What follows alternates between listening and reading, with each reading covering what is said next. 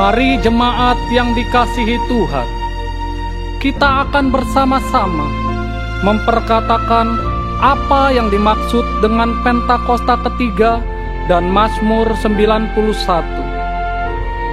Apa yang dimaksud dengan Pentakosta ketiga? 1. Pentakosta ketiga adalah pencurahan Roh Kudus yang dahsyat di zaman ini, melebihi yang terjadi di Azusa Street. 2. Pentakosta ketiga akan mengakibatkan penuaian jiwa yang terbesar dan yang terakhir sebelum Tuhan Yesus datang kembali. 3. Pentakosta ketiga akan membangkitkan generasi Yeremia, yaitu anak-anak muda yang dipenuhi Roh Kudus, cinta mati-matian kepada Tuhan Yesus, tidak kompromi terhadap dosa, dan akan bergerak untuk memenangkan jiwa. 4. Pentakosta ketiga lahir di Indonesia dan bergerak ke bangsa-bangsa. Gerakan ini dari timur ke barat dan akan kembali ke Yerusalem. 5. Pentakosta ketiga akan memberikan kuasa untuk menyelesaikan amanat agung, dan setelah itu Tuhan Yesus akan datang kembali. Dan mari bersama kita sepakat dan percaya mendeklarasikan firman Tuhan yang tertulis dalam Mazmur 91. Dalam lindungan Allah, orang yang duduk dalam lindungan yang maha tinggi dan bermalam dalam naungan yang maha kuasa akan berkata kepada Tuhan, tempat perlindunganku dan kubu pertahananku, Allahku yang kupercayai. Sungguh, Dialah yang akan melepaskan engkau dari jerat penangkap burung, dari penyakit sampar yang busuk.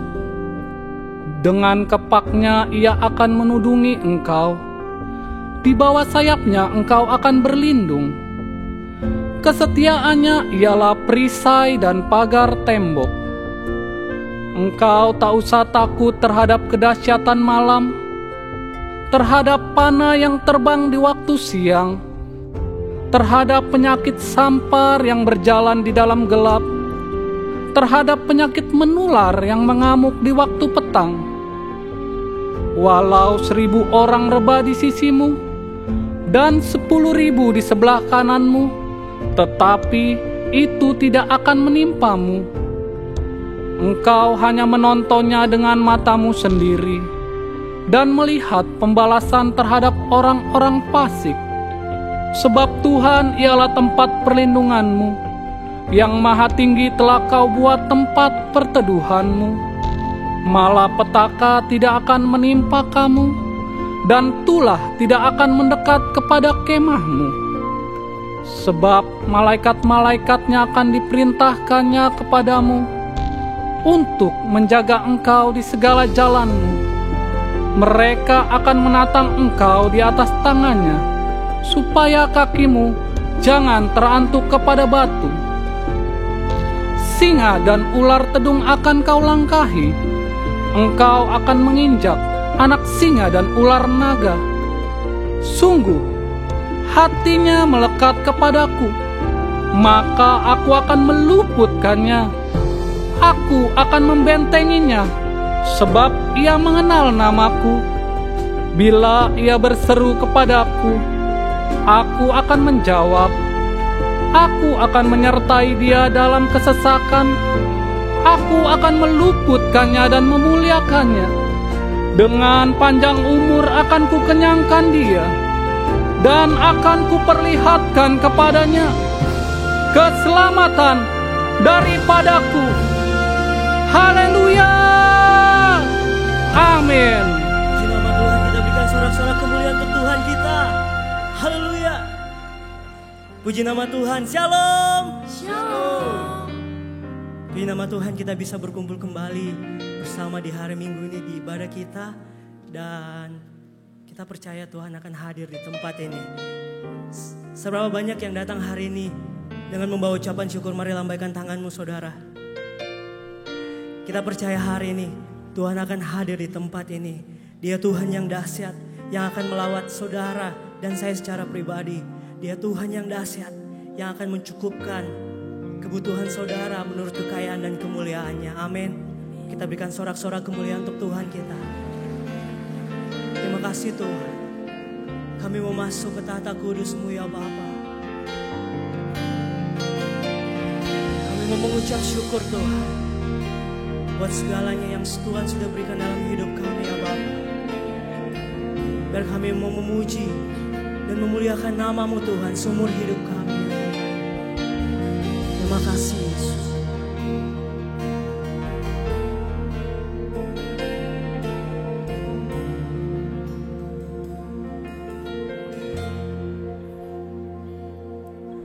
Thousand generations falling down in worship, sing the song of ages to the Lamb.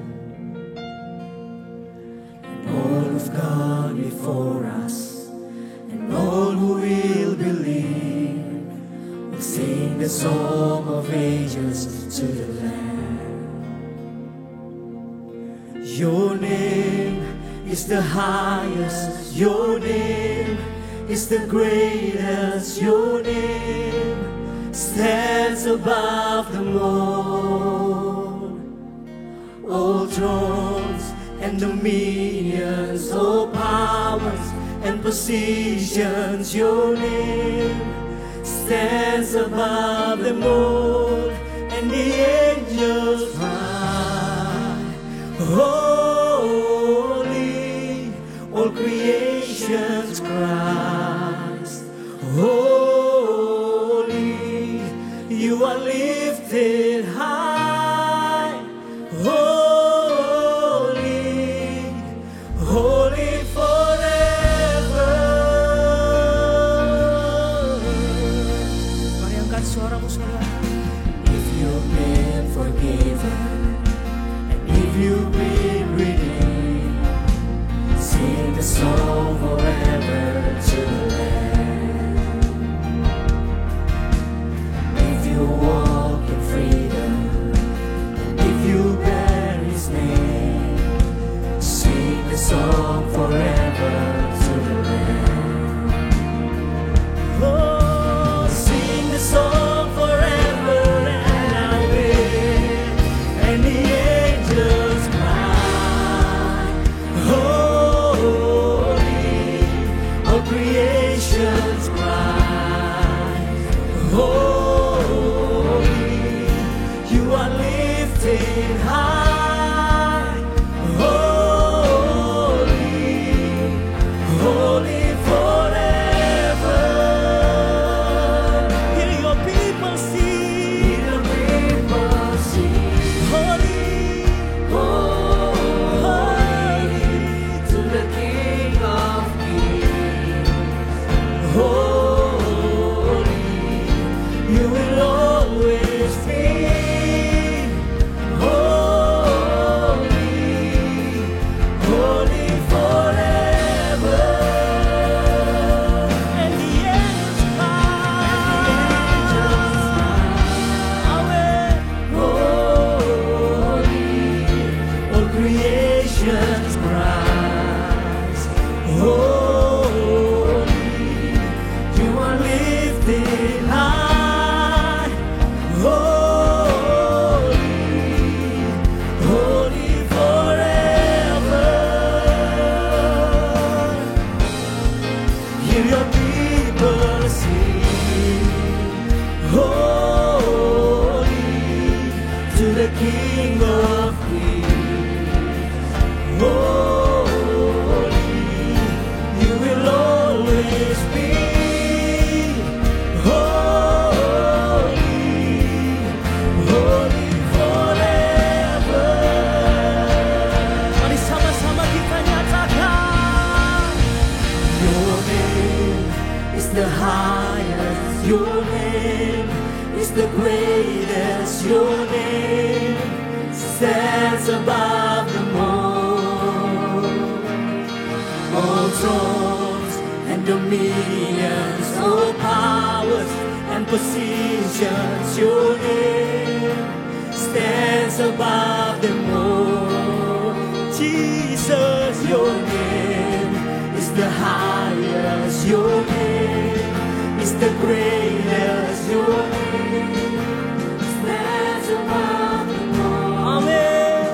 All thrones and dominions, all powers and positions. Your name stands above the most. Sekali lagi kita nyatakan, your name, amen, is the highest. Your name is the greatest. Your name stands above the most. All thrones and dominions, all powers and positions. Your name stands above them all, and the angels cry, holy, holy, Lord. All creation cry, holy, you are lifted high, holy, holy forever. Hear your people sing, your people sing, holy, holy, to the King of Kings. Holy, you will always be holy, holy forever. Lagi kita naikkan angkat suaramu, and the angels cry, holy, all creations cry, holy, you are lifted high, holy, holy forever. Hear your people sing, holy, to the King of Kings.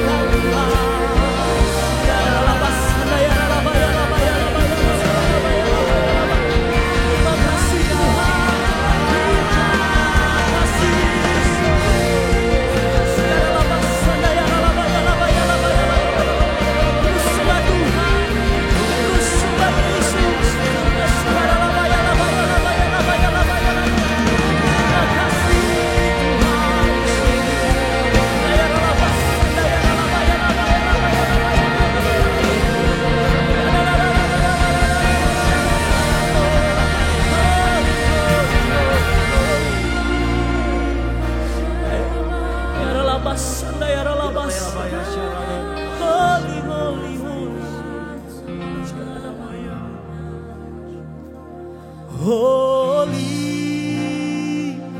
holy are you, Lord God Almighty.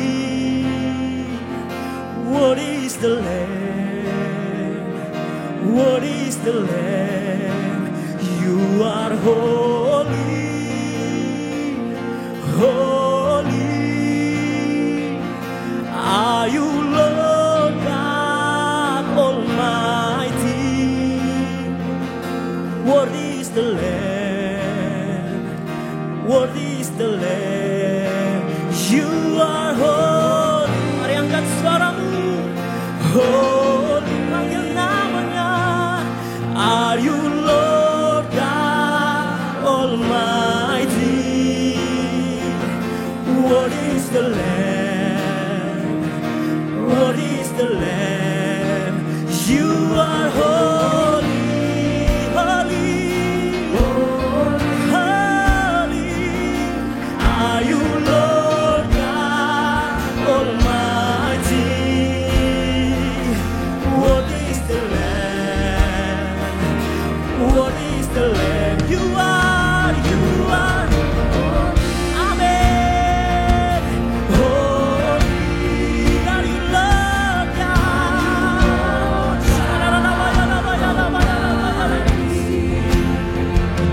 What is the Lamb? What is the Lamb? You are holy, holy. Are you Lord God Almighty? What is the Lamb? What is the Lamb?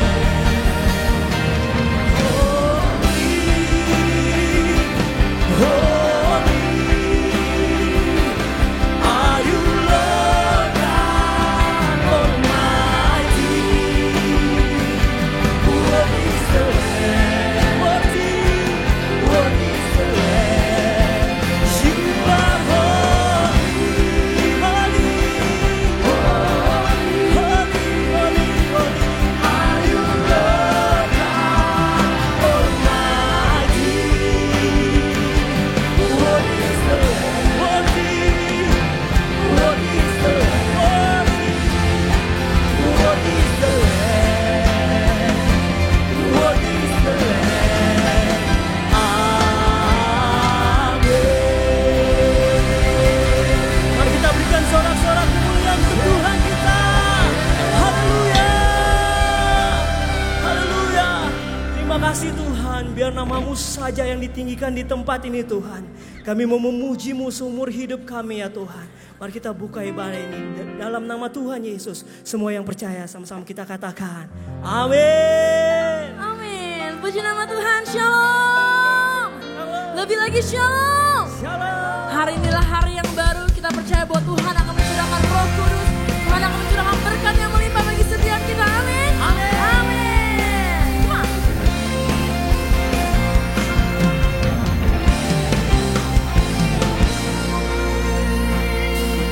Alangkah indahnya hidup di dalam Tuhan. Dia mencurahkan berkat yang melimpah. Alangkah indahnya jalan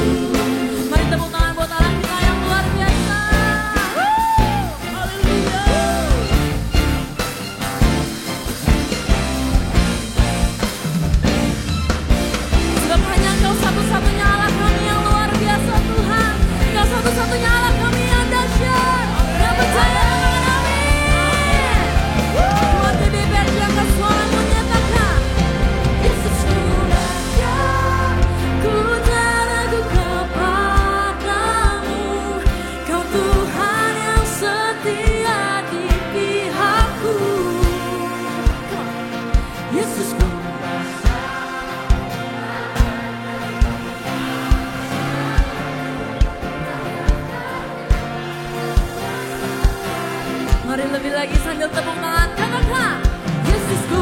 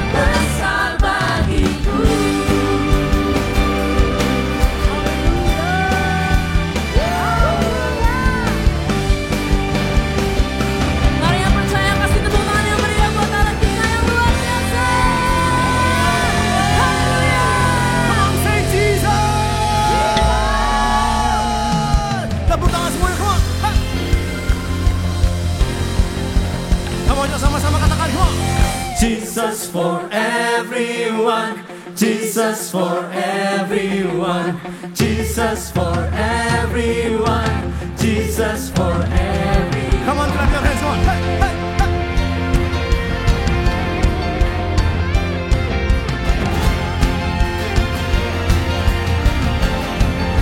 Come on, Jeff, come on, say it.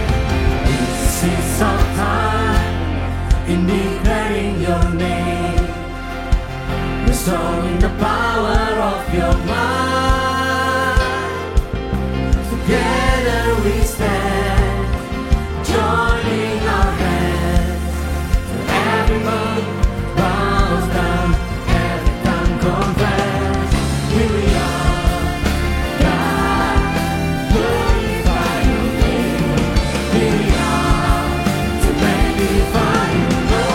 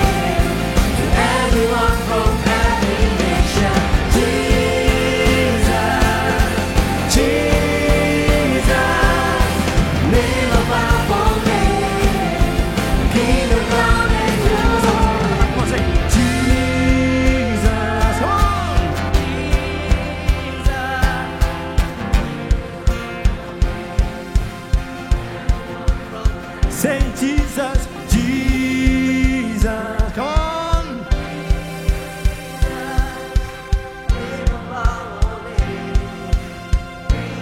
Come on, sing us, come on, say Jesus, Jesus, we will shout your name to everyone from every nation.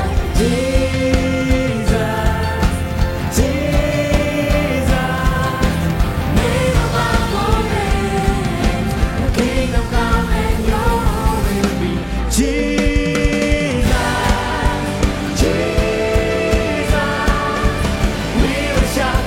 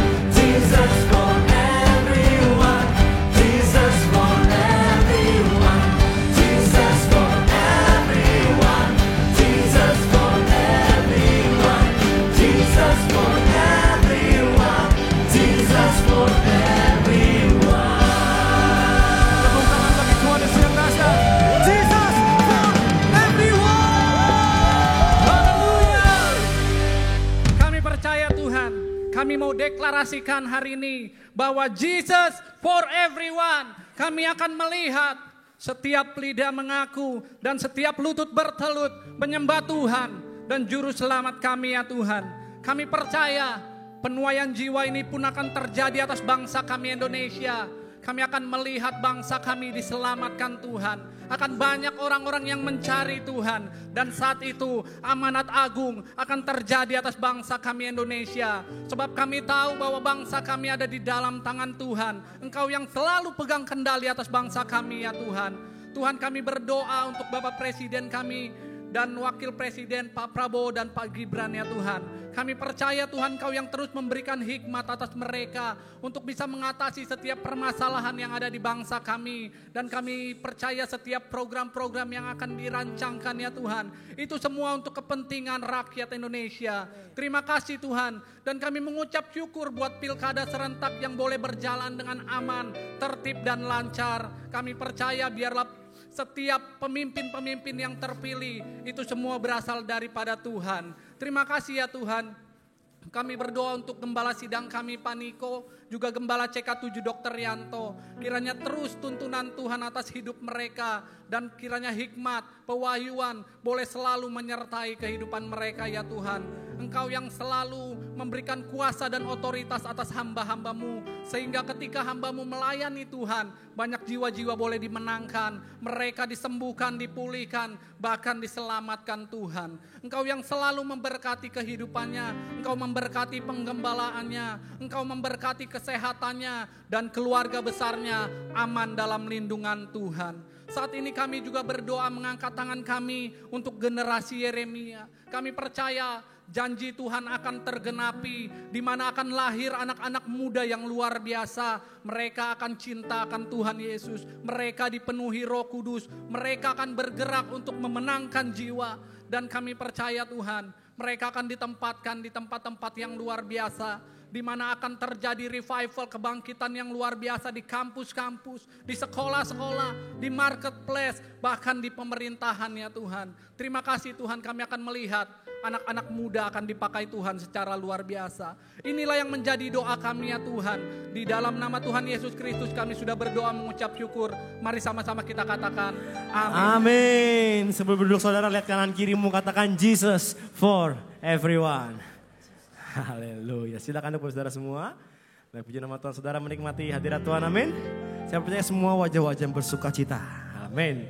Saudara, dengan sukacita hari saudara kami menyambut, apakah ada saudara yang baru pertama kali hadir beribadah di GBPRJ Bidara 3. Kalau ada, bolehkah saudara angkat tanganmu, jangan malu-malu, kami menyambut dengan sukacita. Ada yang baru pertama kali hadir? Ada 1, ada 2, 3, 4, 5, 6. Puji nama Tuhan, berikan tepuk tangan saudara-saudara bagi Tuhan. Selamat datang bagi saudara yang pertama kali hadir. Saudara dapat men-scan QR, dapat mengisi form Geodata Jiwa Baru. Dan juga saudara tidak terasa saudara, minggu depan kita akan sama-sama merayakan HUT GBI PRJ ke-27 tahun. Berikan tepuk tangan saudara bagi Tuhan Yesus. Wow, tidak terasa saudara, penyertaan Tuhan sempurna bagi setiap gereja kita GBPRJ, 27 tahun penyertaan Tuhan bagi gereja kita. Dan saudara, sama-sama minggu depan kita sama-sama hadir beribadah di tempat ini. Bagi saudara yang sudah memiliki tiket, saudara langsung datang bersama dengan rekan-rekan, saudara, keluarga yang ada. Bagi saudara yang tidak memiliki tiket, saudara juga bisa hadir. Nanti akan dibukakan ruangan di lantai 9 untuk sama-sama kita merayakan kebaikan kita. Baik, kita akan menyaksikan pengumuman untuk seminggu ke depan. Multimedia, kami persilakan.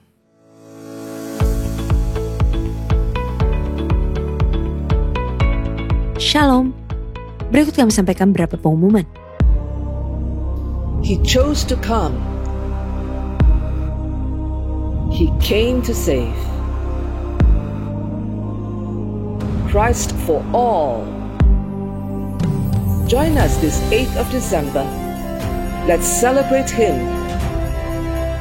A special Christmas extravaganza. Let us come as one and lift our voices. For unto the King of Kings we give Him all the glory, honor, and praise. Also celebrating GBI PRJ Grand Anniversary, 27 remarkable years of His favor, of His blessings, and of His divine power and ministry through GBI PRJ TK7. Don't miss it!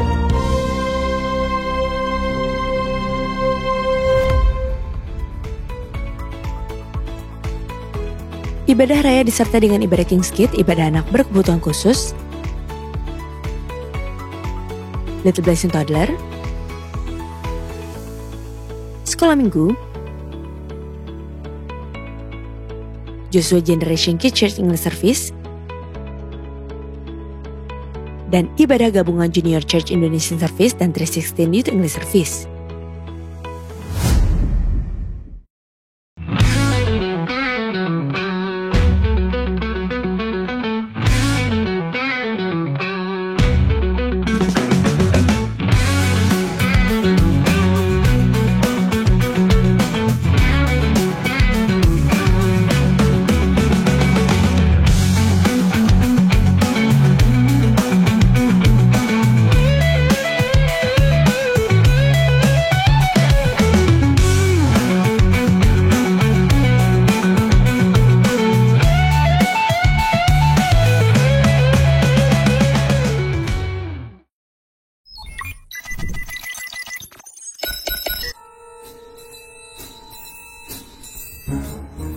Hey you!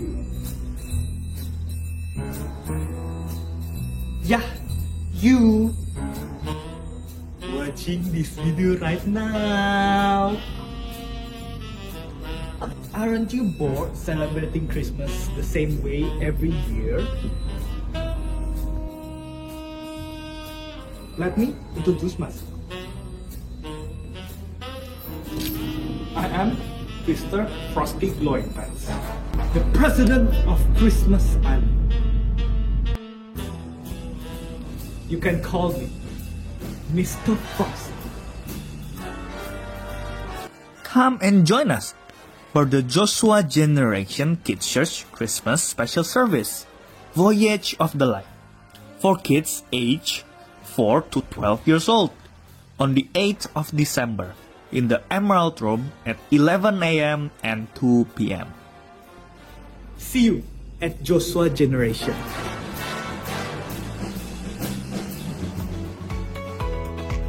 Sesuai arahan dari Bapak Gembala Sidang, Pendeta Dr. Insinyur Niko Nyotra Harjo, diberitahukan bahwa akan diadakan doa puasa di akhir tahun 2024 dan persiapan memasuki tahun 2025. Dalam doa puasa bersama pada tanggal 30 November sampai dengan 9 Desember 2024, 10 hari dengan pokok doa sebagai berikut. Indonesia, perekonomian global, perdamaian dunia, kebangkitan generasi Yeremia, persiapan memasuki tahun 2025, pencurahan Roh Kudus di era Pentakosta ketiga, fokus penyelesaian amanat agung tahun 2033. Jenis puasa ditentukan oleh masing-masing pribadi dan lebih banyak masuk dalam menara doa. Doa puasa tersebut wajib diikuti oleh seluruh pengerja dan aktivis serta jemaat dihimbau. Untuk info lengkap seluruh kegiatan GBI PRJ CK7, maka Bapak Ibu dapat follow sosial media GBI PRJ baik di Instagram, TikTok, Threads, Facebook maupun Twitter. Sekian pengumuman pada hari ini. Terima kasih atas perhatian Bapak Ibu sekalian. Tuhan Yesus memberkati. Bapa kami yang baik, kami bersyukur Tuhan Yesus atas kasih setiamu dalam hidup kami. Dalam setiap perkara yang ada di dalam hidup kami Tuhan, kami percaya Tuhan sanggup membuka jalan bagi setiap kami. Dan tidak ada satupun orang yang dapat menutupnya. Terima kasih Tuhan Yesus.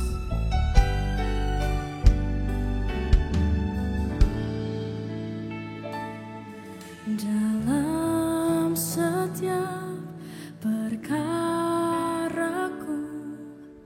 ku temukan Kau setia, tangan Tuhan memegang hidupku, menopangku.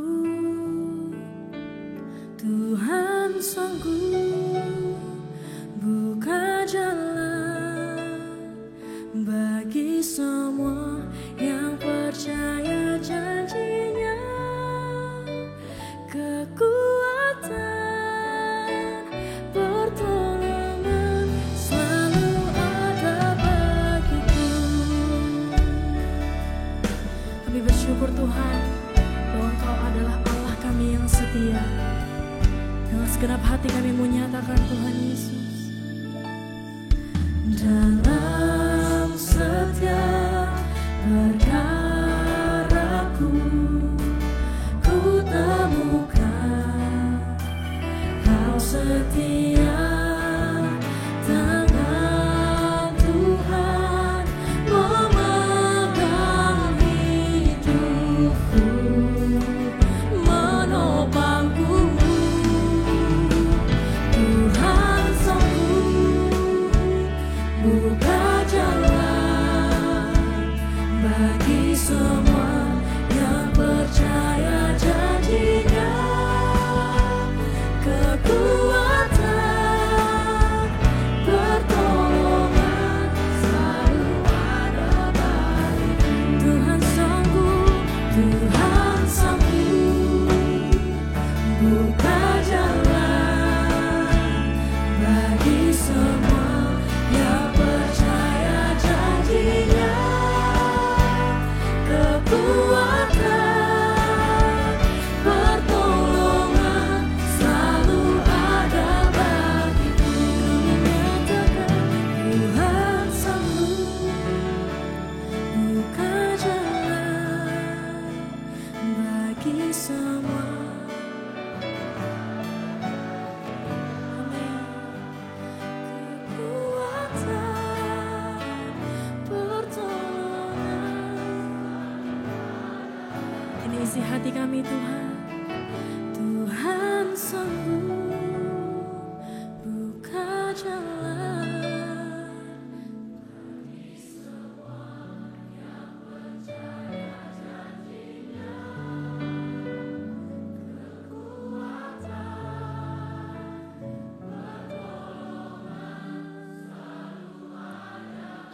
Kami nyatakan Tuhan sanggup buka jalan.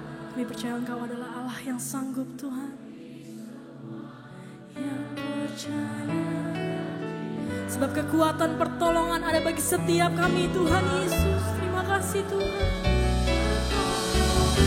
Selalu ada bagiku.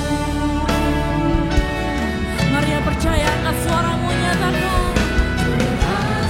Tuhan sanggup buka jalan bagi semua yang percaya janji-Nya.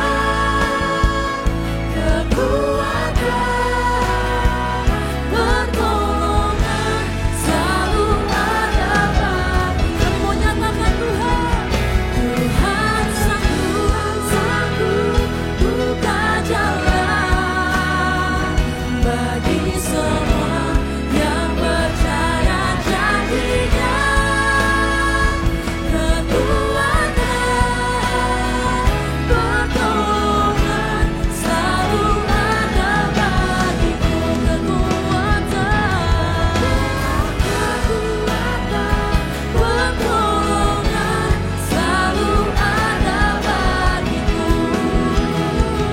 Kekuatan, pertolongan selalu ada bagiku.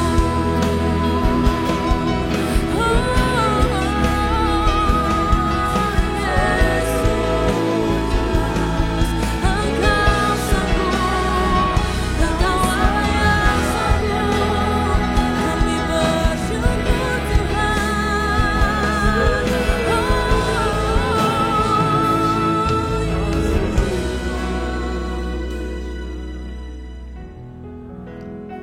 Allah yang sanggup,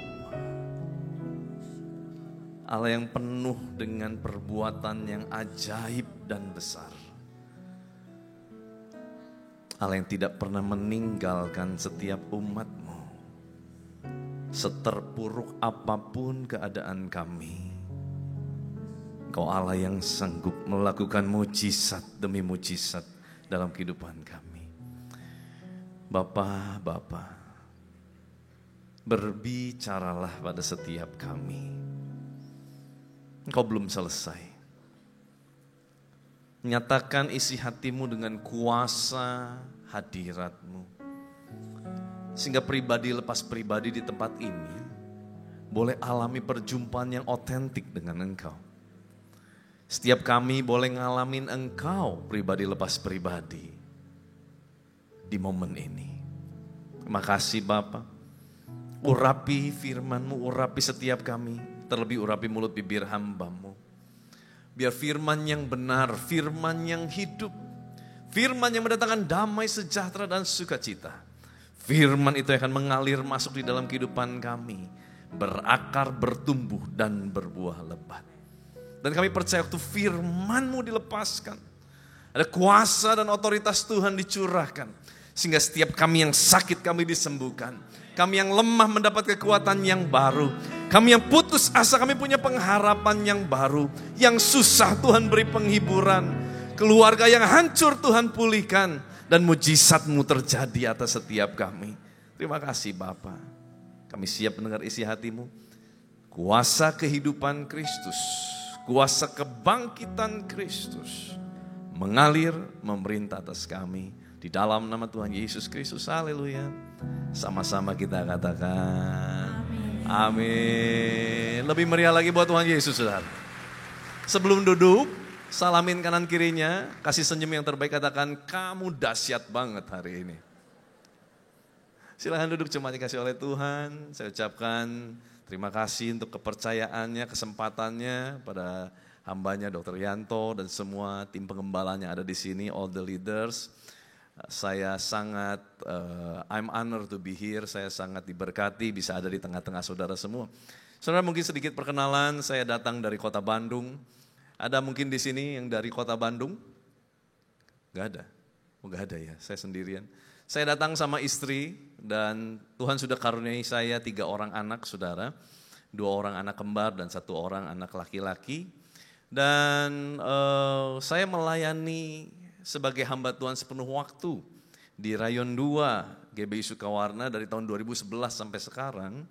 Dan Tuhan percayakan sebagai wakilnya Pak Niko, saudara, di Bandung.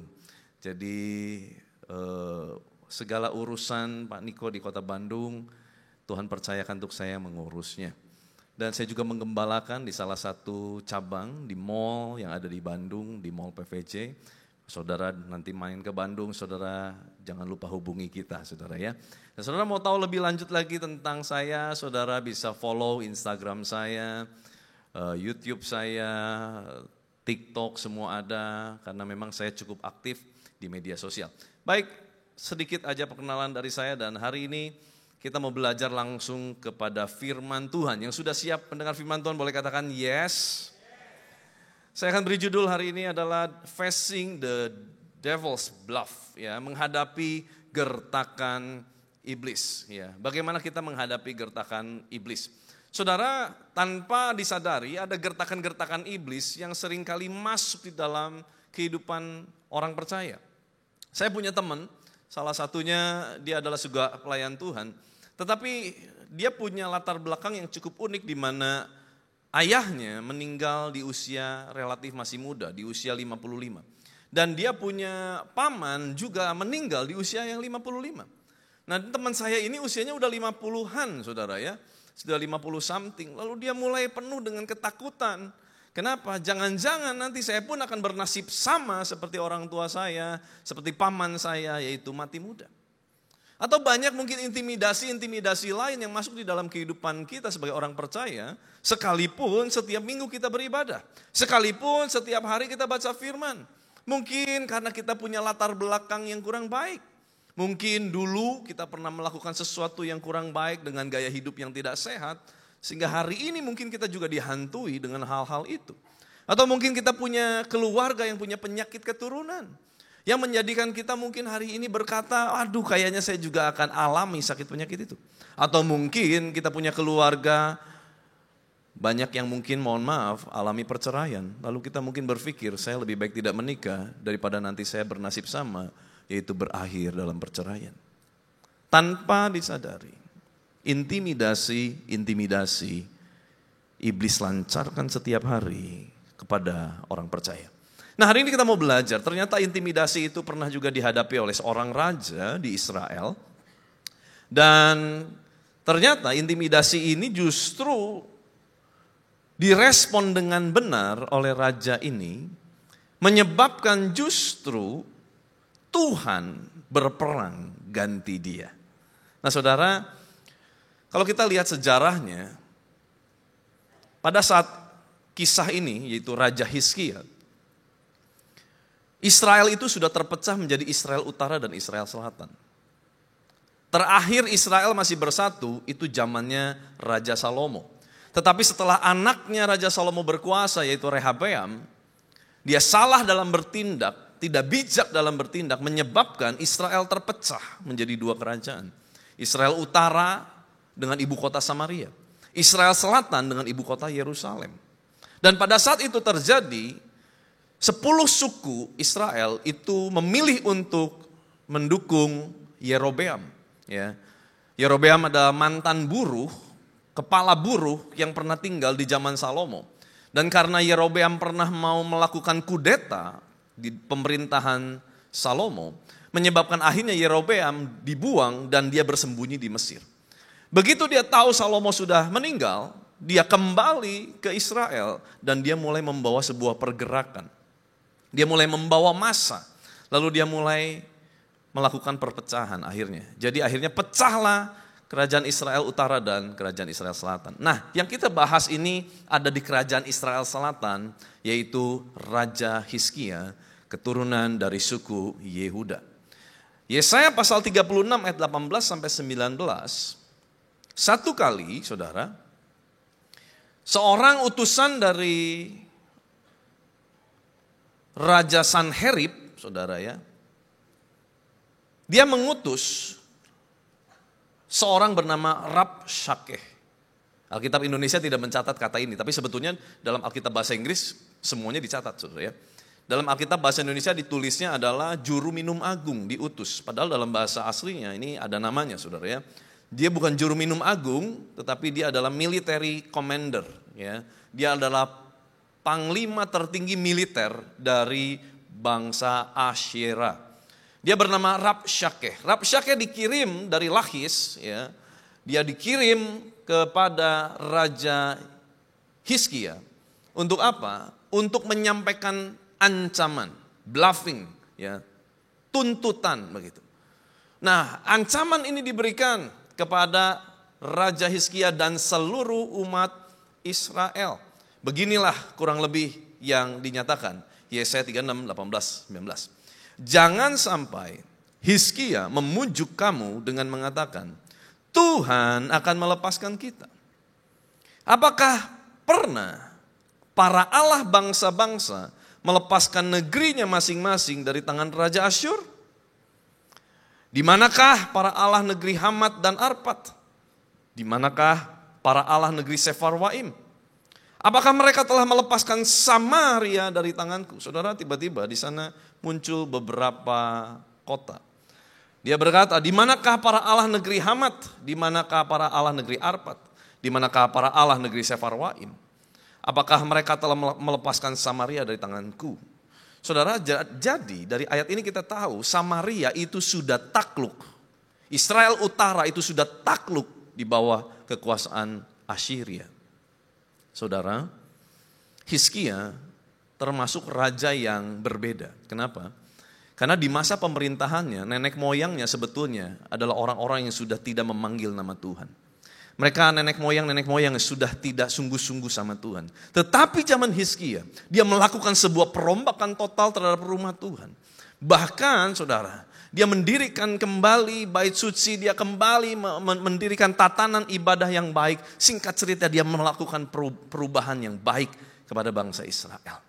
Lalu dia mulai diperkuat dengan kota-kota berkubu. Saudara, kota-kota berkubu itu artinya adalah ada kota-kota, daerah-daerah yang dianggap sebagai jalur penting untuk perdagangan ataupun militer. Dia perkuat, dia taruh pasukan di sana. Dan saudara, apa yang terjadi?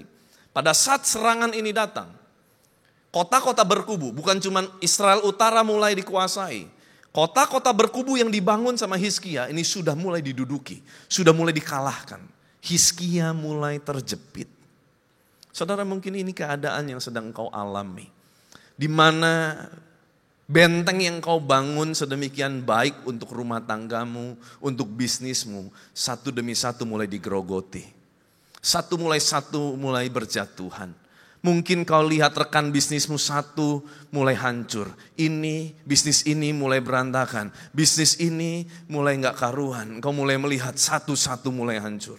Lalu engkau mulai merasa terintimidasi. Rasa takut itu mulai muncul. Engkau mulai gemetar.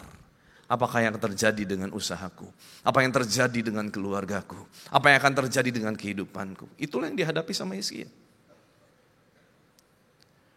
Tapi menarik saudara, tiba-tiba utusan dari Sanherib, ya, si Rabshakeh ini dia bilang begini, ada 3 kota yang dia sebut. Yang pertama, di manakah para Allah negeri Hamat, di manakah para Allah negeri Arpad, dan di manakah Allah negeri Sefar Waim. Saudara, kita akan belajar dari 3 kota ini. Karena kenapa tiba-tiba Alkitab mencatat 3 kata kota ini, 3 nama kota ini di blow up sama utusan dari Sanherib. Saudara, utusan dari Sanherib ini bisa kita gambarkan sebagai bagaimana cara iblis mengintimidasi kehidupan orang percaya. Israel sebagai umat pilihan diintimidasi dengan disebutkan 3 nama kota ini. Saudara, kita akan belajar dari 3 nama kota ini sebagai cara iblis mengintimidasi setiap orang percaya. Saudara bisa ikuti saya sampai di sini? Bisa ikuti saya sampai di sini? Ini baru prolog, saudara. Kalau di sini aja saudara bingung, celaka kita. Aman saudara? Bisa terusin? Oke. Saudara, kita lihat. Yang pertama, teknik intimidasi iblis dalam kehidupan orang percaya yang pertama adalah hamat. Apa arti dari hamat saudara? Hamat artinya adalah the walls, tembok, benteng. 2 Korintus 10 ayat 4 sampai ke 5, terjemahan firman Allah yang hidup berkata, bukan senjata buatan manusia yang saya gunakan untuk merobohkan benteng iblis. Saudara perhatikan kata itu, yaitu pemikiran manusia. Benteng iblis diidentikan dengan pemikiran manusia. Melainkan senjata Allah yang ampuh. Senjata ini dapat mengalahkan setiap perbantahan yang sombong dan merobohkan setiap pikiran yang melawan Allah. Kami menangkap semua pemikiran manusia dan mengubah mereka menjadi taat kepada Kristus. Saudara, sama-sama dengan saya katakan benteng. Saudara, seringkali iblis membangun benteng di dalam kehidupan orang percaya. Apa bentengnya? Adalah pemikiran manusia. Saudara, pemikiran manusia itu begitu mengerikan. Bahkan, saudara pernah dengar cerita ini enggak? Ada satu orang terjebak di dalam satu truk es krim. Truknya memang ini truknya pendingin, truk pendingin. Pernah dengar cerita itu enggak? Nah, singkat cerita dia terkurung di dalam truk pendingin dan dia mulai merasa kedinginan. Karena truk pendingin, saudara gitu ya. Lalu dia mulai tulis surat pesan terakhir gitu ya. Dia menulis surat pesan terakhir, dia bilang, maafkan saya, sebentar lagi saya akan meninggal dalam keadaan kedinginan dan saya akan mengalami kematian. Dan saudara, betul tidak lama karena dia tidak bisa keluar, truk ini ditemukan, begitu dibuka, ternyata ada satu mayat. Mayatnya adalah orang ini, dengan pesan demikian. Tapi lebih menariknya lagi, ternyata truk itu adalah truk yang rusak, saudara. Mesin pendinginnya tidak pernah jalan, rusak. Tetapi karena orang ini berpikir, aku akan mati karena mesin pendingin, aku pasti mati. Apa yang terjadi? Mati, meninggal. Dalam keadaan apa? Kedinginan. Demikian mengerikannya pikiran manusia, saudara. Ada sebuah ilustrasi, saudara ya. Saya sangat belajar banyak dari ilustrasi ini, saya bagikan buat saudara. Satu kali ada 2 malaikat diutus ke bumi. Malaikat yang junior dan malaikat yang senior. Mereka diutus untuk datang ke 2 keluarga yang berbeda. Keluarga yang pertama adalah keluarga yang kaya raya tetapi sangat arogan. Jahat sekali, kasar sekali. Tetapi mereka juga diutus ke keluarga yang kedua, keluarga yang sangat-sangat sederhana, keluarga dari petani di sebuah tempat yang sangat terpencil, dan tapi petani ini adalah petani yang sangat generous, ya. Kemurahan hatinya terkenal dan orang yang baik. Singkat cerita, 2 malaikat diutus, malaikat senior dan malaikat junior. Pertama kali mereka mendatangi rumah dari orang kaya yang arogan. Mereka mengetuk pintu rumahnya, dibuka oleh ajudannya. Dan mereka dibawa kepada kamar di basement, tempat yang sangat dingin, tempat yang lembab, kamar yang tidak layak, banyak dinding yang sudah mulai retak dan berlubang. Di sanalah kedua malaikat ini ditaruh untuk tidur. Malaikat yang junior bilang begini, kok bisa ada ya orang kaya arogan begini dan kasar sekali, tidak punya hati nurani. Malam pun tiba. Tiba-tiba waktu malam tiba, malaikat junior melihat kepada malaikat senior. Malaikat senior lagi sibuk melakukan satu hal. Apa yang dilakukan malaikat senior? Malaikat senior ini mulai menutup setiap retakan-retakan dinding yang ada di basement rumah orang kaya itu. Lalu dia mulai menutup, memperbaiki lubang-lubang yang ada di sekeliling dinding dari rumah si orang kaya itu yang di basement. Tentu saja malaikat junior, dia melihat itu, dia bilang begini, bro, ngapain orang kaya arogan begini ditolong? Gak pantas kali. Lalu malaikat yang senior melihat yang junior dan tersenyum. Dia bilang begini, saudara dengarkan perkataan ini. Apa yang kamu lihat tidak seperti yang kamu lihat. Malaikat yang junior mengerutkan dahinya dan berkata, apa sih? Gua gak ngerti. Singkat cerita, pagi hari tiba, mereka bergegas pindah ke rumah dari petani yang sangat sederhana namun sangat murah hati. Pintu diketuk, begitu dibuka, sang petani dan istrinya menyambut dengan begitu hangat. Dan berkata, mari masuk, ayo masuk. Bahkan mereka ditaruh di kamar utama. Di kamar si petani ini yang terbaik diberikan kepada malaikat ini untuk istirahat. Lalu si petani ini menyuruh mereka untuk beristirahat dan menenangkan diri. Lalu malaikat junior bilang gini, tuh kan walaupun dia sederhana tetapi hatinya luar biasa, kata malaikat junior. Dan waktu malam tiba mereka mulai istirahat. Jam 4 subuh, tiba-tiba terdengar sebuah teriakan histeris dari sang istri petani. Dan waktu mereka bangun, tiba-tiba ditemukan sapi, bagian untuk mata pencarian mereka. Satu-satunya alat untuk mereka mencari pekerjaan yaitu untuk membajak. Sapi satu-satunya mereka miliki, ternyata kedapatan mati mengenaskan. Waduh, malaikat yang junior bilang gini, kenapa bro lu gak tolong? Kasian kan, ini keluarga layak banget ditolong, kasian. Lalu malaikat yang senior kembali tersenyum dan berkata, apa yang kamu lihat tidak seperti yang kamu lihat. Singkat cerita mereka pergi dari rumah itu, mereka kembali. Dalam perjalanan malaikat junior tanya sama yang senior, bro, apa sih maksud kamu? Apa yang aku lihat tidak seperti yang aku lihat. Nah, malaikat senior akhirnya bercerita. Kamu tahu kenapa aku menutup setiap dinding yang retak di rumah orang yang kaya arogan itu? Dan aku menutup setiap lubang-lubang di basementnya? Enggak ngerti. Kenapa sih? Kamu tahu enggak? Sebetulnya dari lubang itu ada akses masuk ke tempat harta yang sangat banyak dari pemilik rumah sebelumnya. Aku sengaja tutup supaya orang kaya yang arogan ini gak lagi punya akses masuk ke tempat itu. Karena dia akan semakin kaya dan semakin arogan. Aku tutup semua aksesnya. Lalu malaikat yang junior bilang ini, oh pantes. Oke. Lalu malaikat junior gak habis akal, dia bilang, terus kenapa you gak tolong keluarga yang petani sederhana itu? Itu jelas layak lu tolong, lu gak tolong. Malaikat yang senior sambil tersenyum bilang gini, sebetulnya jam 3 subuh malaikat maut datang mau menjemput istri dari petani itu. Tetapi aku hadang malaikat maut itu dan aku berikan sapi sebagai gantinya. Malaikat junior berkata, oh begitu. Dari ilustrasi ini saya belajar dan saya berharap kita semua belajar. Seringkali mata yang bisa melihat itu terbatas. Mata kita terbatas melihat. You don't know what you don't know. Betul gak?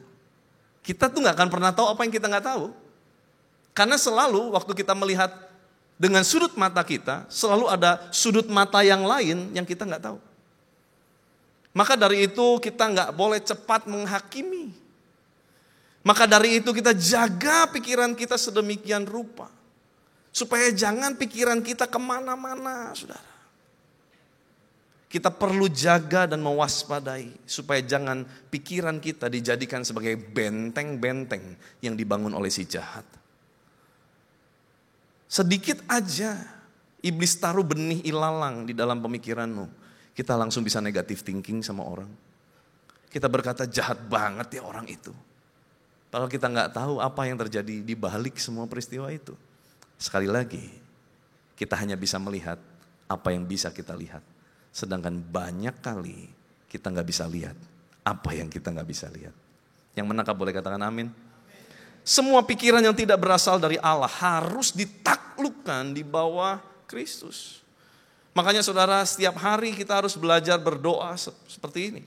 Aku menaklukkan pikiranku, di dalam nama Tuhan Yesus aku taklukkan segala pikiran-pikiran yang bukan berasal dari Kristus.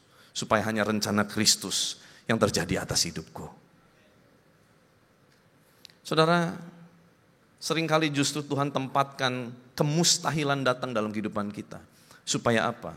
Supaya Allah yang tidak mustahil baru bisa menunjukkan kuasanya.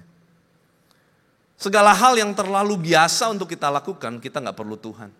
Tetapi justru dalam keadaan kita tidak lagi punya kendali atas hidup kita, di sanalah kita melihat kuasa Tuhan. Katakan amin. Saudara, berikutnya. Apalagi yang menjadi teknik intimidasi iblis dalam kehidupan orang percaya. Yang kedua, iblis menggunakan yang namanya arpat. Arpat punya arti adalah I shall be supported. Dukungan dalam bentuk perkataan. Dukungan dalam bentuk perkataan. Intimidasi datang dalam bentuk perkataan. Satu hari, tahun 2011, itu saya mulai dipercaya untuk khotbah. Ada keluarga dekat saya, dia tahu, lalu dia tanya, Van, saya dengar kamu mau khotbah. Yakin? Yakin. Siapa yang mau dengar? Iya juga ya, siapa yang mau dengar ya? Kenapa? Dia tahu saya dari kecil, nakalnya saya kayak apa dia tahu. Bagaimana dia bisa dengar saya khotbah? Orang dia tahu banget kenakalan-kenakalan saya. Tapi saudara, kalau saya berhenti hari itu dan setuju dengan intimidasi itu, hari ini saya gak mungkin berdiri di depan saudara dan memberitakan firman Tuhan. Kalau hari ini mungkin ada perkataan-perkataan yang dilontarkan dalam hidupmu, melemahkan imanmu dan berkata, sudahlah, lihat keluargamu memang orang susah semua. Jangan mimpi kamu jadi orang berhasil. Lihatlah adik kakak kamu aja yang lebih baik dari kamu, gak hidup lebih baik dari kamu. Gimana kamu bisa hidup lebih baik dari mereka? Sudahlah, lihat kakek nenekmu, orang tuamu, semuanya orang bercerai. Daripada kamu nikah nanti bercerai, mendingan udah jomblo seumur hidup. Terkadang iblis pakai perkataan-perkataan, bahkan mungkin perkataan orang terdekat untuk melemahkan iman kita. Halo? Hati-hati, jangan-jangan kita lagi yang jadi dipakai iblis untuk melemahkan orang lain di sekeliling kita. Jaga mulut kita. Saudara, kita ada di tahun 5785. Di tahun 5785. Saudara, hati-hati dengan mulut. Ya, peheh itu bicara mengenai grace, tapi juga bicara mengenai kita harus jaga perkataan kita.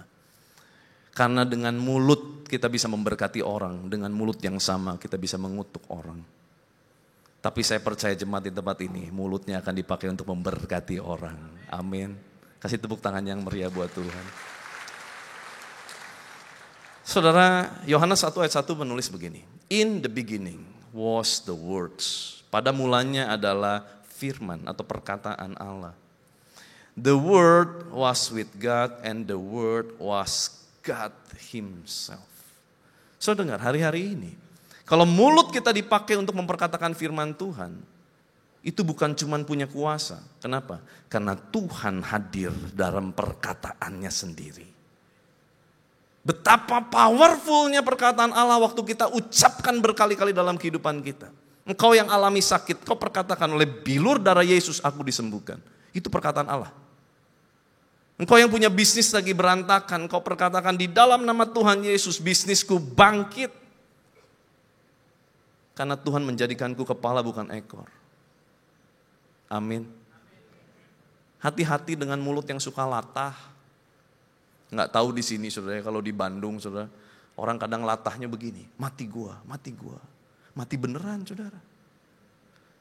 Ayo, mulut yang suka latah, yang ngomong sembarangan, yuk kita rubah. Yang mau boleh katakan amin. Jadi latahnya gimana Pak? Tuhan Yesus baik, begitu saudara, amin. Mana bisa Pak? Harus bisa, gimana caranya? Nggak tahu, pokoknya harus ganti. Harus memberkati, amin. Ada yang datang suami istri di sini, lambaikan tangan. Lirik suaminya, lirik istrinya, bilang kamu cantik banget hari ini, kamu ganteng banget hari ini, amin. Lo beneran ngomong kanan kiri, jangan lihat sama saya saudara. Perkatakan yang baik. Bisnis. Walaupun keadaan bisnis lagi kurang baik, kalau ditanya orang, gimana bisnis? Berantakan. Oh, jangan. Mulai sekarang kalau ditanya bisnis gimana bisnis? Puji Tuhan, sedang menuju baik. Kita tidak mengubah kenyataan, kita tidak lagi denial kenyataan, enggak. Tapi kita sedang memperkatakan yang baik dalam kehidupan kita, amin. Saudara lihat, perkataan dirubah, hidupmu berubah. Karena seringkali iblis pakai perkataan untuk menghancurkan hidup kita. Tapi kita akan pakai perkataan kita untuk memberkati kehidupan kita.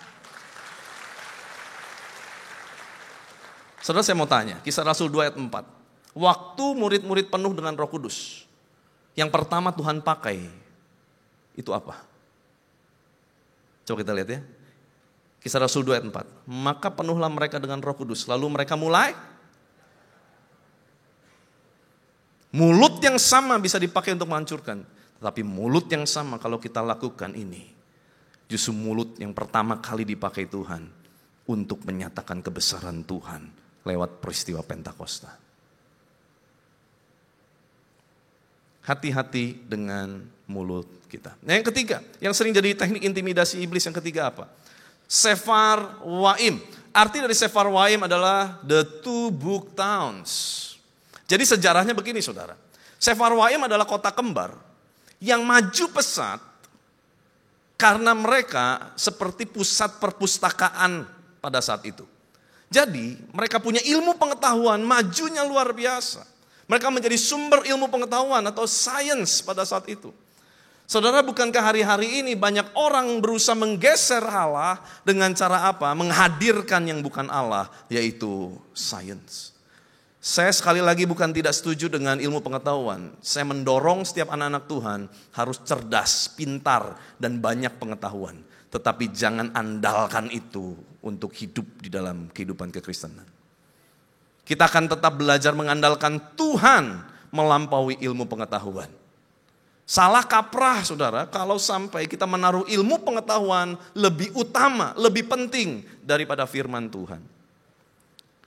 Siapa di sini suka pakai ChatGPT? Ada ChatGPT? Oh, nggak salah, kita bisa pakai itu. Tetapi jangan apa-apa ChatGPT dulu yang kita tanya. Kenapa? ChatGPT bisa salah. Satu kali saya tanya sama ChatGPT. ChatGPT saya mau tanya. Pertanyaan saya berikan. Lalu dia bilang begini, iya betul. Yang kamu bilang itu betul. Dia bilang begitu. Terus saya tanya, sumbernya mana? Saya tanya begitu sama ChatGPT. Kalau gitu boleh sebutkan sumbernya. Tahu dia bilang apa? Oh mohon maaf kalau begitu saya salah mengerti apa yang Anda maksud. ChatGPT minta maaf. Berarti ChatGPT itu tidak bisa dijadikan acuan, saudara. Nah, kalau saudara pakai ChatGPT hati-hati, saudara tanya lagi, coba sebutkan sumbernya.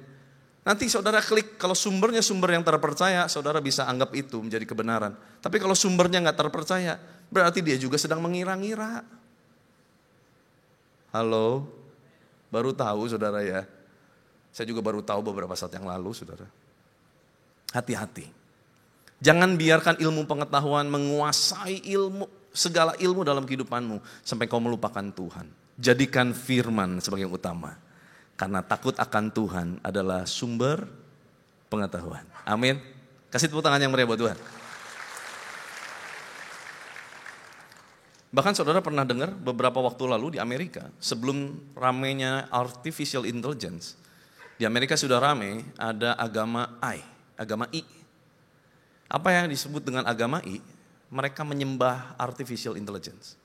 Karena dianggap kepintaran robot artificial intelligence ini melampaui manusia. Ini sudah terjadi. Saudara berhati-hati.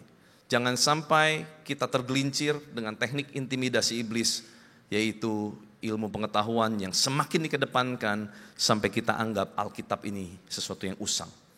Saudara, kalau gitu respon dari Hizkia bagaimana menghadapi teknik intimidasi iblis ini? Ya, ada beberapa respon Hizkia. Yang pertama adalah berdiam diri, remain silent.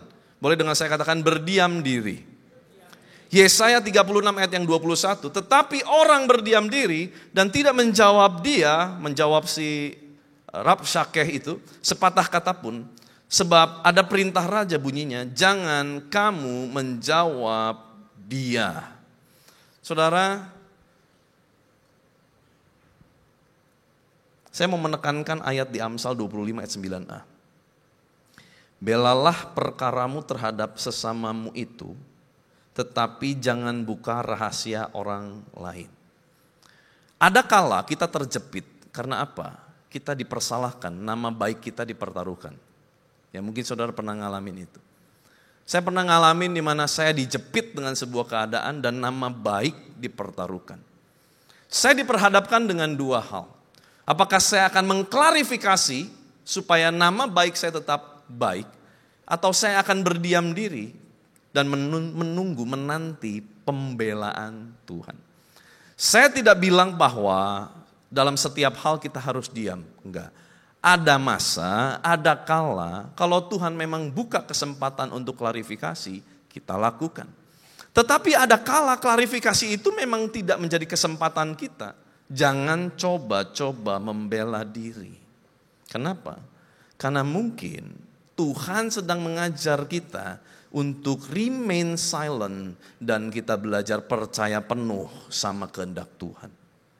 Hari ini mungkin ada di antara Anda yang sedang dipersalahkan, diinjak, dihina, ya, dikata-katain sesuatu yang sebetulnya itu bukan Anda. Tetapi dengar, mungkin ini masanya engkau untuk menutup mulutmu dan tidak membela dirimu. Kalaupun kita harus membela diri kita, Alkitab mengajar, jangan buka rahasia orang. Mungkin kita tahu, kalau saja saya langsung ngomong, sebenarnya ini semua by design dari orang ini yang pernah bercerita dan konseling sama kita, maka nama kita akan bersih. No, Alkitab mengajar, jangan buka rahasia orang. Bela perkaramu, tapi jangan dengan cara buka rahasia orang. Banyak kali mungkin kita berkata, kalau saya buka aja rahasianya, habis dia sekarang bisnisnya. Orang itu pasti akan ambil tender sama saya. No, Alkitab mengajar, boleh bela perkaramu, jangan buka rahasia orang. Yang menangkap boleh katakan amin. Muka-mukanya melotot sama saya. Saudara mengizinkan saya pulang dengan selamat kan? Saya mau pulang ke Bandung dengan selamat saudara ya. Tapi inilah firman Tuhan. Yang kedua, apa responnya saudara ya? Responnya yang kedua adalah merendahkan diri di hadapan Tuhan. Humble yourself before God. Yesaya 37 ayat yang pertama. Segera sesudah Raja Hizkia mendengar itu, dikoyak-kenyalah pakaiannya dan diselubunginyalah badannya dengan kain kabung. Lalu masuklah ia ke rumah teman. Rumah teman. Rumah Tuhan. Rumah Tuhan. Kalau saudara lagi alami masa tertekan, saudara lagi direndahkan sama orang, saudara jangan curhat sama teman. Curhatnya sama Tuhan. Saudara curhat sama teman, apa yang terjadi saudara tahu? Saudara bilang gini, tolong ya jaga rahasia saya. Ini benar-benar saya cuma ngomong sama kamu. Oh siap. Ya, yang dengar bilang gitu temannya kan. Begitu tutup telepon, dia angkat telepon sama temannya. Kamu tahu nggak? Saya punya cerita loh. Ini cerita, wah big story. Cerita pasti ini big issue. Tahu nggak ya? Tapi kamu jangan cerita sama siapa-siapa. Ya, ini ya teman kita ya, wah dia lagi ngalamin begini. Oke ya, jangan cerita siapa-siapa ya, saya cuma cerita sama kamu. Dia tutup telepon. Nah temannya begitu tutup telepon, dia angkat telepon sama teman yang lain. Dia bilang, tahu nggak, ini ada cerita besar. Tapi jangan cerita siapa-siapa, cuman kamu yang saya ceritain. Janji. Nah ceritanya begini, ada teman kita nih gini, dia cerita. Nggak taunya, begitu tutup telepon, si ini cerita lagi sama yang punya cerita. Dia bilang, tahu nggak ada ceritanya begini, tapi lu jangan cerita siapa-siapa ya. Begini, dia cerita, kok mirip sama cerita hidup gua. Hati-hati saudara. Lebih baik curhat sama teman daripada curhat sama Tuhan daripada curhat sama teman. Seringkali teman itu nggak kasih solusi, malah menceritakan kembali kemalangan hidup kita. Hati-hati. Yang mau katakan amin. Saudara, orang yang tahu nilai dirinya tidak akan marah saat orang lain menilai dirinya lebih rendah dari yang seharusnya. Saya ulang perlahan ya. Setiap orang yang tahu nilai dirinya tidak akan marah saat orang menilai lebih rendah dari yang seharusnya. Saudara, harga emas 1 kilo berapa? 1 gram lah, 1 kilo pusing. 1 gram emas sekarang berapa? 1.500.000, oke? Nah, saudara ngumpulin uang sampai akhirnya bisa beli emas 1 gram, ya misalkan. Nah, begitu engkau beli emas 1 gram antam, saudara ya. Saudara bawa sama teman, terus teman bilang gini, itu emas, asli antam. Palsu, itu mah palsu. Enggak asli, palsu. Dikatain palsu 1000 kali, saya mau tanya. Waktu saudara jual kembali ke toko emas, emasnya harganya turun gak? Turun sedikit Pak, gara-gara dipalsuinnya banyak. Gak mungkin. Si emas aja tahu nilai dirinya, kalau dijual dia harganya tidak akan turun. Tapi seringkali orang percaya tidak tahu nilai dirinya. Waktu dia dikata-katain orang, dia langsung berpikir, iya ya nilai saya jadi rendah. No. Jemaat di tempat ini tahu pasti nilai di hadapan Tuhan tidak pernah berubah. Tuhan yang menilai engkau tinggi sekalipun manusia merendahkanmu. Hari ini engkau direndahin orang, santai aja bos, amin. Senyumin kanan kirinya, kalau direndahin katakan santai aja bos. Kenapa? Karena nilai kita gak berubah di hadapan Tuhan. Amin. Gak perlu marah, apalagi bilang, kamu gak tahu siapa saya. Siapa? Malu nanti kita, ya. Janganlah begitu, saudara ya. Ini nggak ada di sini. Ini di Antartika, belok ke kiri ada Gang Kelinci. Nah di situ, saudara ya. Nggak ada di sini. Amin. Kita nggak perlu membela diri kita, mengadu, merendahkan diri aja di hadapan Tuhan. Yang berikutnya, apa yang menjadi respon dari Hizkia? Mengadu kepada Tuhan. Yesaya pasal 37 ayat 17. Sendengkanlah telingamu ya Tuhan dan dengarlah. Bukalah matamu ya Tuhan dan lihatlah. Dengarlah segala perkataan Sanherib yang telah dikirimnya untuk mencela Allah yang hidup. Saudara, marilah kita mengadu hanya kepada Tuhan. Kalau perlu kita mengerang kepada Tuhan waktu engkau direndahkan. Adukan perkaramu kepada Tuhan. Sebab dialah hakim yang adil. Dia akan membalaskan kepada setiap orang sesuai dengan perbuatannya. Kepada orang benar dia tidak mungkin meninggalkan. Ada kalanya mungkin orang benar itu jatuh, tetapi tidak dibiarkan sampai tergeletak. Ada kalanya orang benar itu jatuh, tetapi Alkitab berkata 7 kali orang benar jatuh, 7 kali dia akan bangkit berdiri. Mengadulah kepada Tuhan. Dan poin yang terakhir saudara ya, saya undang imam musik sebentar saya selesai. Yang keempat adalah ini respon Hizkia. Menguatkan kepercayaannya kepada Tuhan. Menguatkan kepercayaannya kepada Tuhan. Yesaya 37 ayat 18. Ya Tuhan, memang, sama-sama dengan saya katakan memang. Memang raja-raja Asyur telah memusnahkan semua bangsa dan negeri-negeri mereka dan menaruh para allah mereka ke dalam api. Sebab mereka bukanlah Allah. Saudara, yang pertama, kata memang Raja Asyur telah memusnahkan semua bangsa, itu adalah sebuah fakta. Dia tidak mendinai, dia tidak denial, dia tidak menyangkal yang namanya realita. Tetapi dia tidak berhenti pada realita, dia mulai masuk di dalam yang namanya kebenaran. Dengan saya katakan kebenaran. Sebab mereka bukanlah Allah, ini kebenaran. Hanya buatan tangan manusia, kayu dan batu. Sebab itu dapat dibinasakan orang. Saudara, hari ini mungkin kau mengalami masa ditekan, masa diintimidasi. Memang engkau jangan terimalah kenyataan itu. It's okay. Saudara, banyak orang sekarang hari-hari ini depresi. Kenapa? Karena gak bisa terima kenyataan. Dan cara pemulihan yang terbaik untuk orang-orang yang alami depresi apa? Yang pertama, dia harus terima dulu kenyataannya. Memang kenyataannya gak baik. Memang kenyataannya kita tidak sebaik dari kakak kita. Memang kenyataannya kita tidak sebaik bisnisnya dari orang tua kita. Memang kenyataannya kita memang gak lebih baik dari orang lain. Ya udah, gak apa-apa. Itu kenyataan, kita terima. Tetapi jangan berhenti dari kenyataan. Kita akan masuk di dalam yang namanya kebenaran. Dengan saya katakan kebenaran. Firman Tuhan adalah kebenaran kita. Maka perkatakanlah firman Tuhan melampaui dari kenyataan kita. Betul kenyataannya kita masih sakit.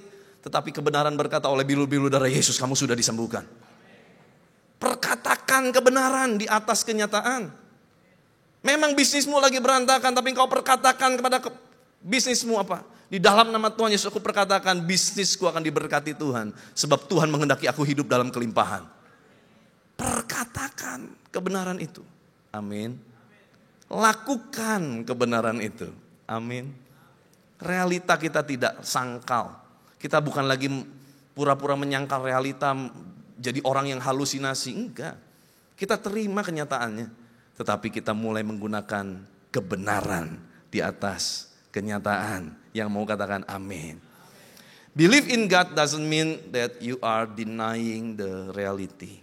But you learn to trust in Him above your reality. Saya ulangi sekali lagi. Believe in God doesn't mean that you are denying the reality. Percaya kepada Tuhan bukan berarti engkau menyangkal kenyataan.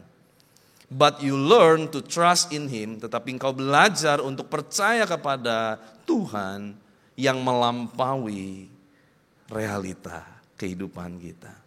Amin. Saudara, tahu gak apa yang terjadi saat Hizkia melakukan respon ini? Yang terjadi adalah Tuhan tiba-tiba berperang mengganti mereka. Bukan mereka yang maju, bukan mereka yang membela diri, no. Alkitab mencatat 185.000 tentara musuh mati. Kenapa? Karena Tuhan mengutus malaikatnya berperang ganti mereka. Saudara, hari ini engkau diinjak, direndahkan, diintimidasi. Saudara, jangan takut. Kalau engkau mengandalkan Tuhan, merespon dengan cara firman Tuhan, engkau akan lihat, engkau akan diam saja. Tetapi malaikatnya akan diutus menolong hidupmu, mengalahkan musuh-musuh yang menginjakmu. Tuhan akan berperang ganti kita. Kasih tepuk tangan yang meriah buat Tuhan.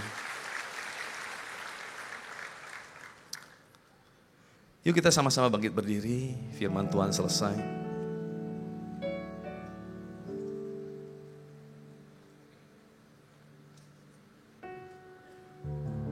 Kasih setiamu yang kurasakan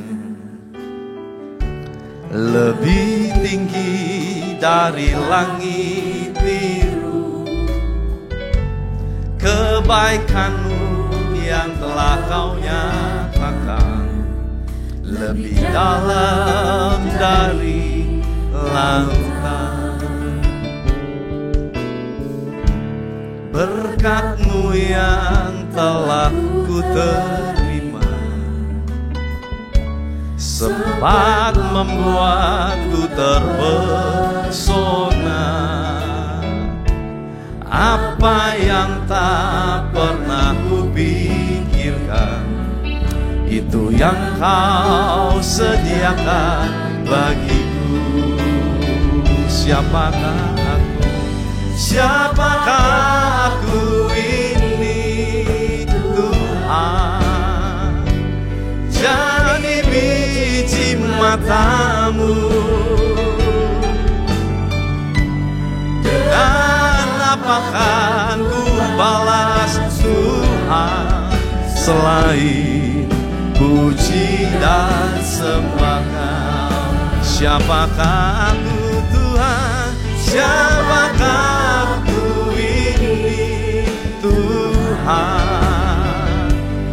jadi biji matamu.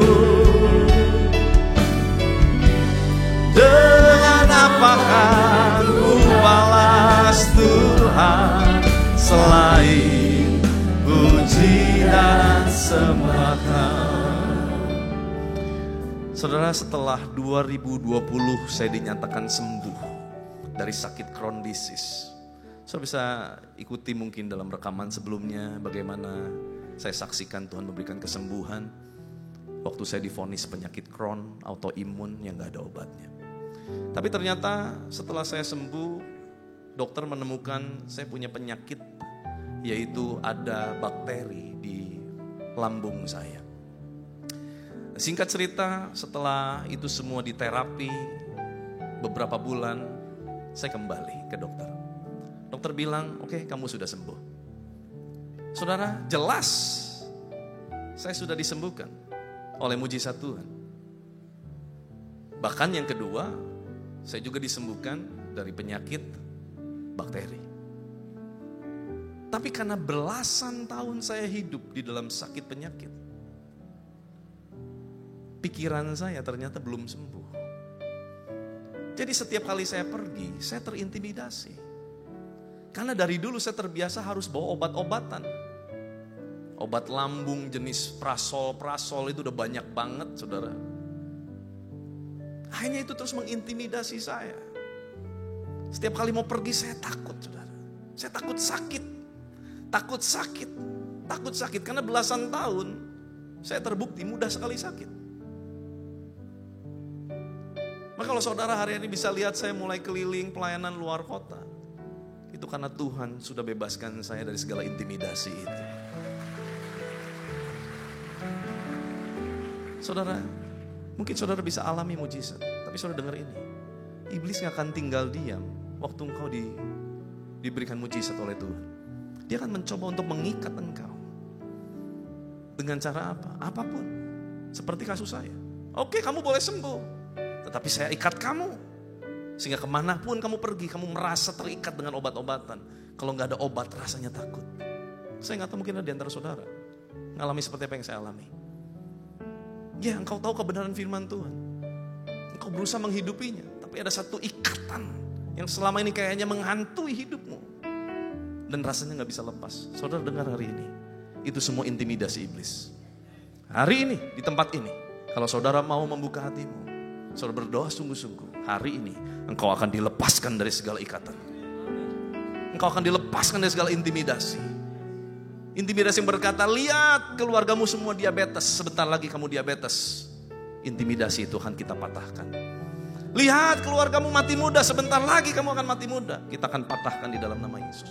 Lihat keluargamu banyak yang mandul, kamu gak mungkin subur. Patahkan di dalam nama Yesus. Lihat rekan-rekan bisnismu sudah hancur, sebentar lagi tinggal tunggu giliran kamu. Patahkan di dalam nama Yesus. Yuk kita tundukkan kepala sebentar, kita berdoa. Saudara, kau berdoa masing-masing di hadapan Tuhan. Apa yang menjadi intimidasi iblis dalam hidupmu? Mungkin itu perkataan orang. Mungkin itu adalah pikiran-pikiran yang kau bangun. Yang sebetulnya mungkin itu belum terjadi. Tetapi engkau sudah terlalu cemas, terlalu khawatir.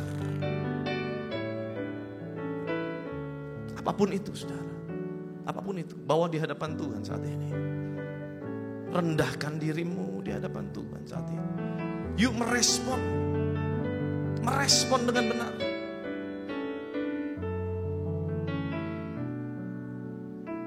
Ikuti doa saya, saudara. Di dalam nama Tuhan Yesus, aku patahkan, aku ikat segala belenggu, segala intimidasi yang dibawa oleh si jahat di dalam pikiranku. Aku tolak di dalam nama Tuhan Yesus. Sebab oleh bilur-bilur darah Yesus aku sudah disembuhkan. Oleh bilur-bilur darah Yesus aku sudah dilepaskan. Oleh bilur-bilur darah Yesus aku sudah dimerdekakan. Sebab Tuhan Yesus sudah mati di kayu salib, mengganti semua yang buruk menjadi baik buat hidupku. Dan aku terima itu di dalam nama Tuhan Yesus Kristus. Saudara percayalah bahwa engkau sudah menjadi orang merdeka. Di dalam nama Tuhan Yesus Kristus, haleluya, sama-sama kita katakan amin. Kuasa darahmu, kau telah tebus dosaku, kekudusanmu melingkupiku, kasihmu mengalirkan hidupku, sungguh besar anugerahmu, kau selamatkan hidupku, ku menjadi ciptaan yang baru oleh kuasa darahmu. Jemaat yang dikasih Tuhan, saya undang untuk duduk kembali dalam hadirat Tuhan. Kita akan masuk dalam perjamuan kudus. Sebelum masuk perjamuan kudus, saya ingin kembali mengingatkan jemaat untuk tidak meninggalkan ruang ibadah sebelum doa berkat. Bulan Oktober lalu ada 158 jemaat yang meninggalkan ruang ibadah. Sedangkan di awal bulan November tinggal 54 jemaat. Mari saya undang semua untuk tidak meninggalkan ruang sebelum doa berkat agar tidak mendukakan Roh Kudus. Kita unity, sepakat minta berkat dari Allah Bapa. Amin. Jemaat yang dikasih Tuhan, perjamuan kudus seperti tertulis dalam Yohanes 6 ayat 55. Tuhan Yesus menyatakan, sebab dagingku adalah benar-benar makanan dan darahku benar-benar minuman. Bapak dan Ibu yang dikasih Tuhan Yesus, perjamuan ini akan mendatangkan berkat bagi kita semua. Tapi Tuhan mau kita makan dan minum dengan cara yang benar.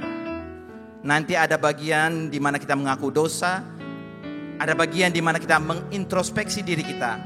Gunakan saat itu supaya ada perkenanan Tuhan turun atas kita. Amin. Mari kita masuk dalam perjamuan kudus. Setiap kali kita masuk dalam perjamuan kudus, inilah pesan Tuhan. Biarlah ini menjadi peringatan akan daku, kata Tuhan Yesus. Mari kita mengingat dan bersyukur atas kebaikan Tuhan Yesus. Mari kita tundukkan kepala. Siapakah kami ini Tuhan? Sebelum kami mengenal Engkau, kami semua adalah orang berdosa. Upah dosa adalah maut. Tapi Engkau yang tidak berdosa telah dijadikan dosa oleh karena kami. Kau harus turun dari surga mulia, mati menggantikan kami. Sungguh Tuhan, betapa baiknya Engkau itu. Saat ini Engkau ingatkan kepada setiap kami bahwa kemuliaan-Mu sedang turun memenuhi gereja-Mu, sedang turun atas bumi ini. Ya Aba, ya Bapa, Engkau sungguh baik dan sangat baik. Kami mengasihi Engkau Tuhan, kami mengasihi Engkau. Tuhan mau memberkati saudara melalui perjamuan kudus. Tapi Tuhan mau kita makan dan minum dengan cara benar. Karena itu masing-masing introspeksi. Lihat keadaan dirimu, jangan simpan dosa. Mari kita minta ampun di hadapan Tuhan. Ampuni kami Tuhan, ampuni kami Tuhan. Shabalalala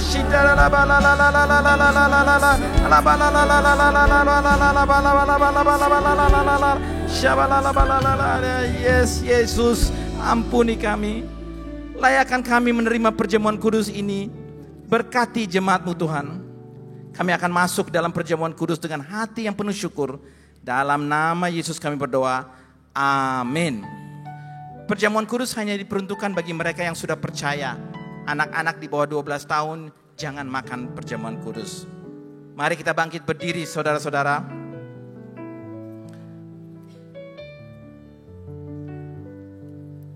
Sebab apa yang telah kuturuskan kepadamu telah aku terima dari Tuhan Yesus.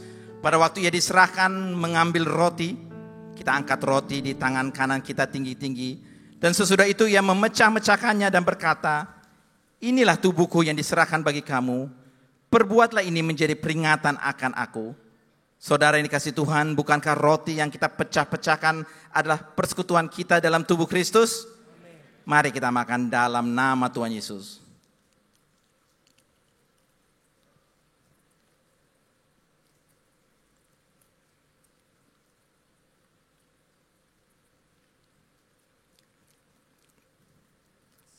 Kita angkat cawan di tangan kanan kita tinggi-tinggi. Demikian juga ia mengambil cawan sesudah makan lalu berkata, cawan ini adalah perjanjian baru yang dimeteraikan oleh darahku. Perbuatlah ini setiap kali kamu meminumnya menjadi peringatan akan aku. Saudara yang dikasihi Tuhan, bukankah cawan pengucapan syukur yang atasnya kita ucapkan syukur adalah persekutuan kita dengan darah Kristus? Mari kita minum dalam nama Yesus. Mari ucapkan syukur dan terima kasih atas pengorbanannya, atas kasihnya. Terima kasih Tuhan. Thank you Lord. Terima kasih Tuhan. Thank you Lord. Terima kasih Tuhan.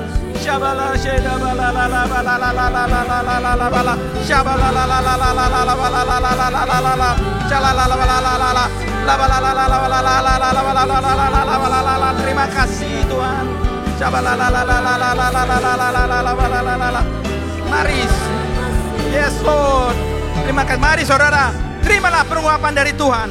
Pengurapan kasih mula-mula. Terima pengurapan restorasi yang seutuhnya dalam nama Tuhan Yesus. Terima kasih Yesusku. Terima kasih Yesusku. Puji syukur hanya bagi Tuhanku. Terima kasih Yesusku. Terima kasih Yesusku. Puji syukur hanya bagi Tuhanku. Puji syukur hanya bagi Tuhanku. Puji syukur hanya bagi Tuhanku. Yes. Terima kasih Tuhan Yesus untuk keselamatan yang telah Engkau berikan. Terima kasih atas berkat-berkat-Mu, kesembuhan, kelepasan, jawaban doa, kekuatan, pengharapan yang baru. Berkati umat-Mu berlimpah-limpah Tuhan. Mereka akan pulang dengan sorak-sorai. Hamba-Mu berdoa untuk mereka Tuhan. Engkau mengasihi mereka semua. Tutup bungkus mereka dengan kuasa darah-Mu. Jauhkan mereka dari serangan si jahat. Berkati keluarga-keluarga. Para suami kini angkat kedua tangan-Mu. Tuhan memberkati para suami di tempat ini. Jadilah imam, raja dan nabi dalam rumah tanggamu. Diberkatilah kehidupanmu. Apa saja yang kau lakukan dibuat berhasil. Para istri, angkat kedua tanganmu. Tuhan memberkati para istri tempat ini. Jadilah tiang doa dan penolong bagi suami dan keluargamu. Jadilah pokok anggur yang manis di tengah-tengah keluargamu. Ajar dan didiklah anak-anakmu dengan penuh hikmat untuk takut akan Tuhan. Diberkatilah kehidupanmu. Melalui engkau, nama Tuhan akan dipermuliakan. Anak-anak muda dan yang belum menikah, angkat kedua tanganmu. Tuhan memberkati generasi penerus di tempat ini. Pengurapan Daniel 10 kali lipat lebih cerdas dari anak-anak dunia Tuhan curahkan. Jagalah kekudusan. Engkaulah generasi penerus yang disiapkan Tuhan untuk kemuliaannya. Bagi yang belum menikah, Tuhan akan memberikan pasangan yang seiman dan sepadan. Kini single parent, angkat kedua tanganmu. Tuhan memelukmu dengan kasih-Nya. Engkau tidak akan ditinggalkannya. Apa yang engkau perlukan akan dicukupkan Tuhan. Kekuatan, penghiburan, dan berkat melimpah Tuhan curahkan kepadamu. Kini semua jemaat, angkat kedua tanganmu. Dengan iman, hamba percaya yang sakit disembuhkan. Yang terbeban berat sudah diberikan jawaban doa. Yang terikat dilepaskan. Hamba berdoa seluruh jemaat GBI PRJ sudah diselamatkan Tuhan Yesus. Kami mengucap syukur atas segalanya. Dalam nama Tuhan Yesus sama-sama katakan amin. Kasih tepuk tangan yang meriah buat Tuhan Yesus. Puji nama Tuhan, boleh silakan duduk kembali. Semua diberkati, amin. Amin. Kini saatnya kita akan memberi persembahan. Mari kita persiapkan yang terbaik buat Tuhan Yesus. Persembahan dapat dilakukan dengan cara scan kris yang ada di depan kursi Bapak Ibu Saudara. Dengan dipastikan nama penerimanya adalah Kolekte GBI PRJ. Dan bagi Bapak Ibu yang membutuhkan amplop dapat mengangkat tangan. Para pengerja akan segera membantu.